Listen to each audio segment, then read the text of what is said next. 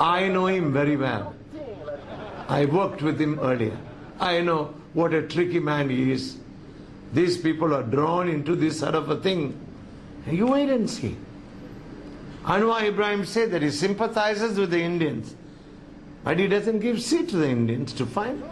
But at least one Indian candidate has been given a chance at a seat, and Manika Vasim is justifiably happy to have this boost to his campaign. It may just be enough to convince ethnic Malays to vote for him as well as Indians.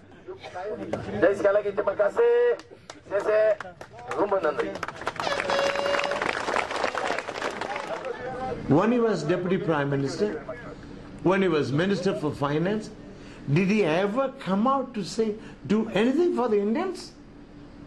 No. He was traditionally a one-race man. He had the finance ministry in his hand. If he wanted to, he could have done a lot of things to us. He didn't. But today, he's, I don't want to say, a lot of things to say. But despite critics' doubts about his sincerity, Anwar Ibrahim is determined to connect with the Indian community. We have to respond positively and responsibly to the legitimate grievances, education, poverty, unemployment.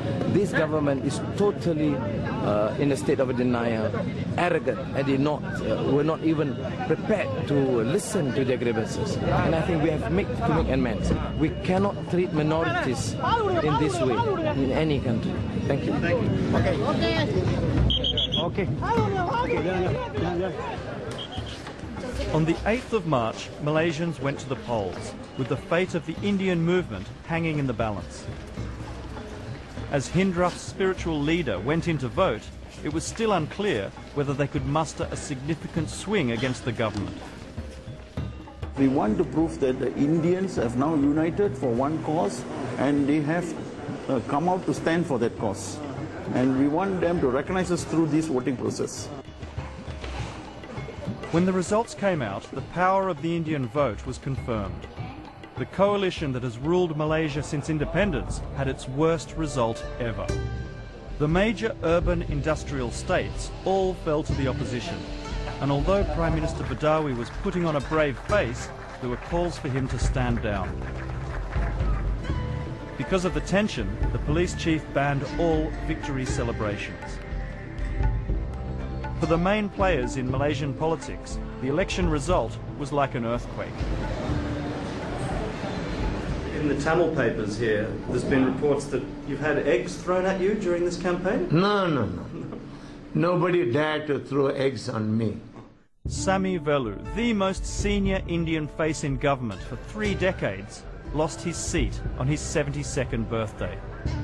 His Malaysian Indian Congress Party was decimated, holding on to only 3 seats. The Chinese community are supporting me. If I have 50% from the Malay or 40%, I will win this Kapar seat. Yeah! Manika Vasim did get Malay support. He won the seat and now sits in Parliament.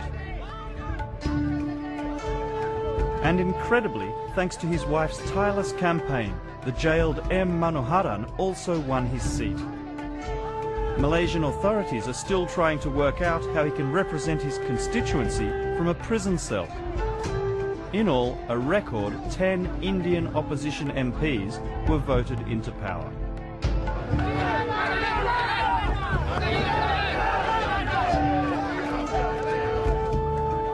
And the man credited with pulling together the diverse opposition movement saw 31 of his Keadilan Party candidates win seats, including both his wife and daughter.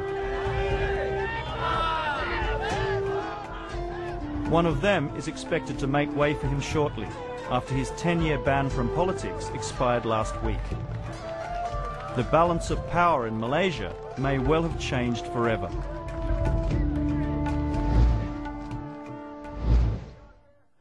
Malaysia's Indian uprising, filmed and reported by David O'Shea.